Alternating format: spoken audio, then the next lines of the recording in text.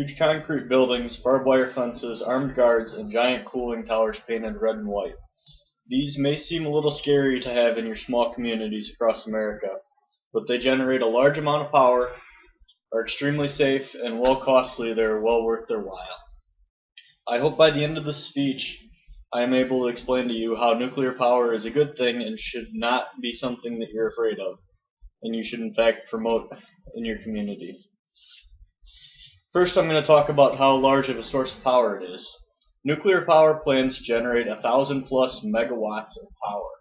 That is an absolutely huge amount of power, more than can be generated by natural gas in a single unit, a lot more than a single windmill can generate, etc.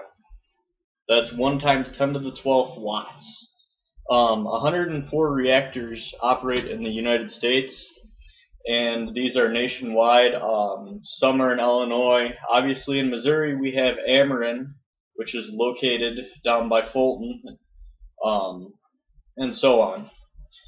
20% of the nation's power is based off of nuclear reactors. That leaves natural gas, coal, wind, and other alternate sources of energy to make up the other 80%. The difference is nuclear power provides a constant output of power. No matter what, when a nuclear plant is running at 100% operation, which it typically does, it will give you that constant base load of power that you need to run your grid successfully. They do go down for refueling purposes once every 18 months or 2 years, which does hurt the output, but overall it is a very large help to have nuclear power plants on the grid. Another point is that they're very safe. The last incident in the U.S., last major incident in the U.S. was 3 Mile Island.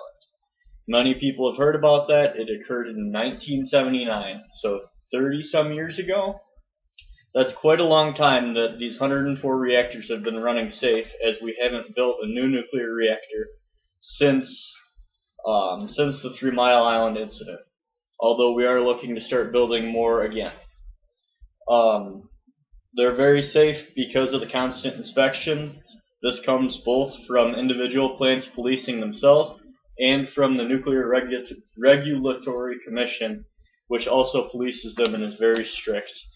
The Nuclear Regulatory Commission has very strict rules, and if they are not followed, it can result in jail time for some of the workers if they willingly go out of their way to disobey these rules.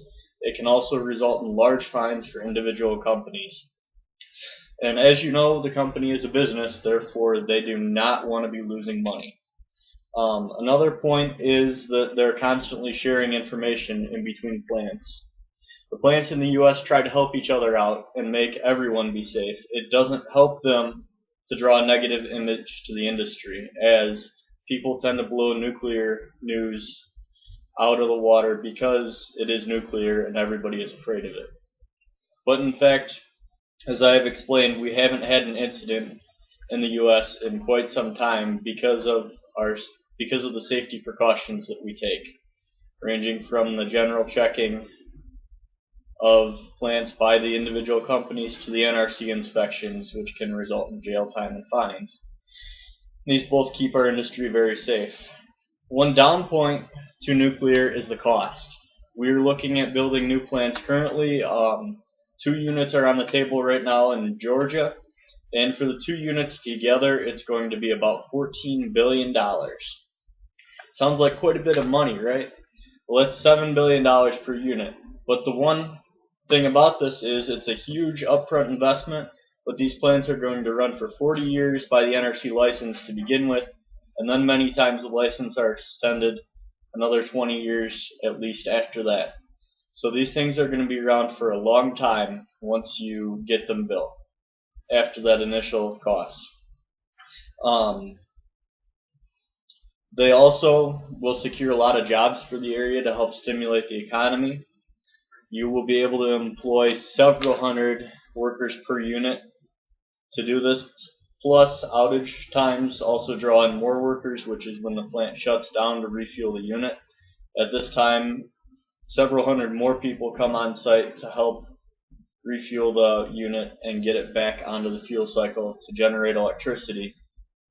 And when you're looking at the cost, you also have to remember that there is a good return coming back in the future after this initial upfront investment. Therefore, it would be a very good investment even though there is the high initial cost. I hope that I have explained to you how nuclear power can be beneficial and how you should consider it in your community, because it can also generate a large tax revenue for individual communities. Because of the income that it creates and the property that it takes up, there's a very high property value. So you should consider that it is a large source of power for your community. It is obviously very safe because we do a very good job of self-regulating our industry. And although it may be costly at the beginning, it will be worth it over a long period of time. Thank you for your time.